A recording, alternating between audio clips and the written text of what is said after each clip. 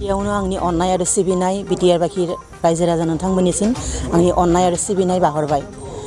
आं 10 तारिखनिफ्राय 15 तारिखसिम नेपाल हादोराव जानाय इन्टारनेशनेल लेभेलाव 200 मिटाराव गेलेनानै गल्ड मेडेल मोननो माने हादों।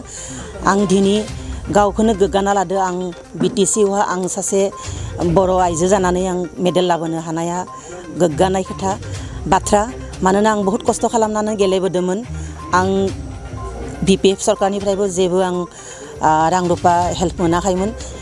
एबार गोदान सरकारा प्रमोद बर' सरकारा दिनै आंखौ जाबायदि दावगालांनो होदो जाबायदि आं हेल्प मोनदो बेखौ आं बिथांमोनखौ आं साबायखर बाहरदो।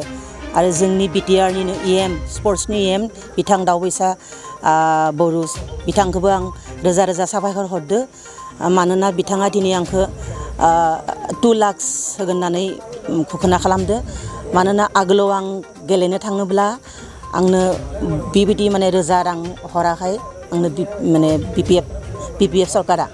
नाथाय आंनि देग्लाय UPPLनि सरकारा जाबायदि जों आइजो माहारिखौ दोलो दोलो माने हेल्प खालामदो बिथाङा प्रमोद बर' सारा जिबायदि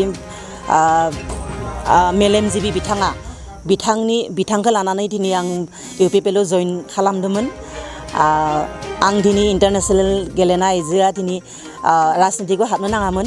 नाथाय आं बहुत माने दुखुनि बाथ्रा आं चेलेन्ज लानानैनो आं UPPLआव जइन खालामहैदोंमोन। मानोना जोंनि बिटिआरआव रां रुपानि बहुत माने आंखाल बेखायनो माने आइजो माहारिया एसे बेन जाना थानो नांगौ जायो। एसे न'खरनिबो हेल्प नांगौ। मानोना रायजो राजाया होबाबोथ' जायाना न'खरनिबो एसे माने रां रुपा दिहुननायनि मोनसे नामा थानो नांगोन। मानोना आंनि हासबेन्डआ दिनै बहुत खस्थ' खालामना आंनो रां रुपा दिहुननानै आंखौ गेलेनो हगारहरो। बेखायनो दिनै आं साक्सेस जानो हादों। जागायजेनदोंमोन आं 87निफ्रायनो दासिम गेलेबोदों। दासिम बेसेबां बोसोर गेलेखो? दाथ' आंनि बैसोआ दा 48 जादों बैसोआ। इयुनाव जे नोंथाङा गेलेनानै आरोबाव बेसेबां जौगालांनो सानो?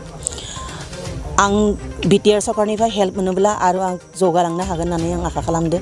मानोना आं अक्ट'बर मासावहा आंनि हंकंआव इन्टारनेशनेल